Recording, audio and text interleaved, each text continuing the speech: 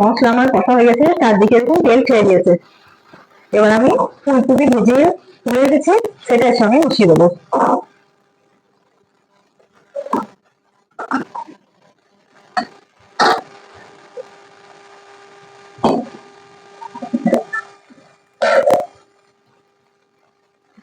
ফুলকপি ভেজে তুলে রেখেছি, এটা আমি মিশিয়ে দেবো।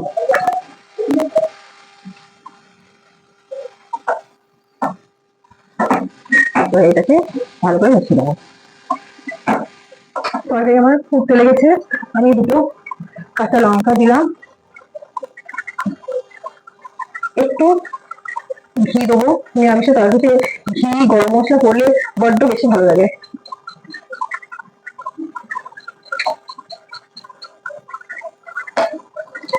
আর একটু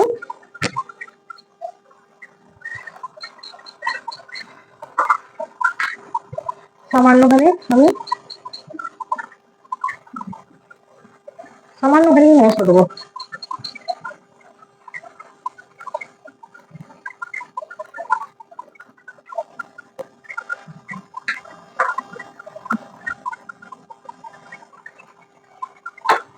তরকারি আমার প্রায় হয়ে এসেছে, আর খানিকক্ষণ ফুটলেই আমার তরকারি রেডি, ফুলকপি রেজালা রেডি।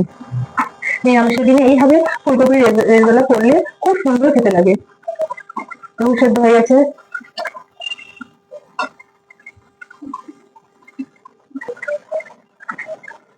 হ্যাঁ কপিও সেদ্ধ হয়ে গেছে। একটু ফুটুক, গ্যাসটা আমি একটু কমিয়ে দিই, একটু ফুটলে আমার রেডি।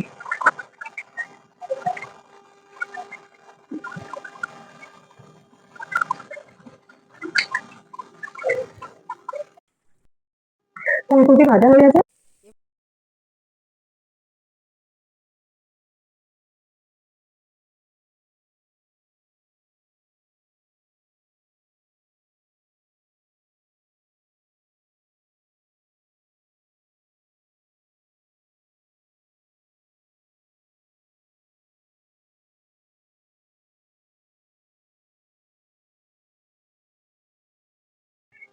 আমার তৈরি হয়ে গেছে ফুলকপি রেজালা।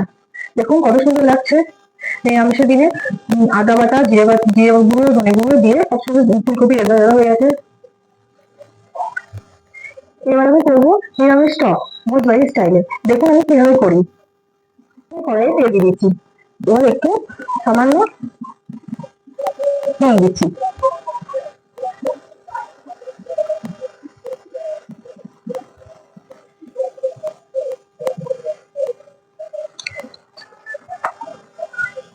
এবার একটু পাঁচফোড়ন,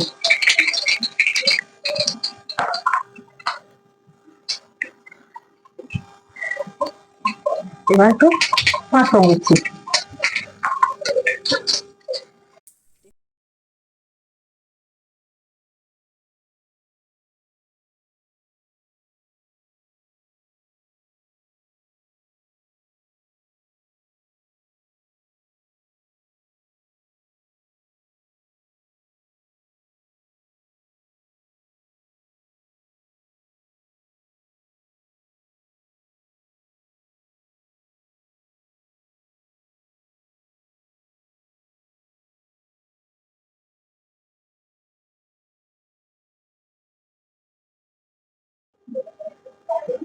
এতে আমি তেঁতুলিয়া করে নুন, হলুদ, মিষ্টি সব দিয়ে দিয়েছি। এবার আমি দেবো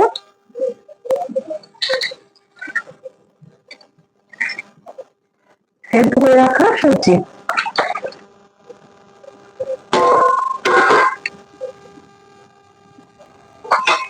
এবার এটা আমি দিয়ে দেবো, এটা ফুটুক, তারপর দেখাচ্ছি। টক আমার প্রায় হয়ে গেছে, আমি দুটো কাঁচা লঙ্কা দিয়ে দেবো। টকে কাঁচা লঙ্কা দিলে খুব সুন্দর সেন্ট ওঠে। আর তার সঙ্গে দেবো একটু আম আদা, আর কাঁচা লঙ্কা আমি একটু থেতো করে রেখেছি, সেটা দিয়ে দেবো। এটা আম আদা টকে দিলে খুব সেন্ট ওঠে, সুন্দর সেন্ট ওঠে, টেস্টও হয়। আম আদাটা আমি দিয়ে দিচ্ছি।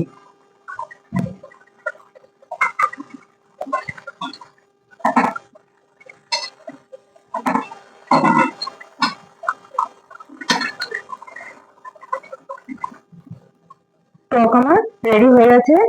আপনারা বাড়িতে এইভাবে টক করে দেখবেন, খুব সুন্দর হয়। আর কেমন হয়েছে আমাকে জানাবেন।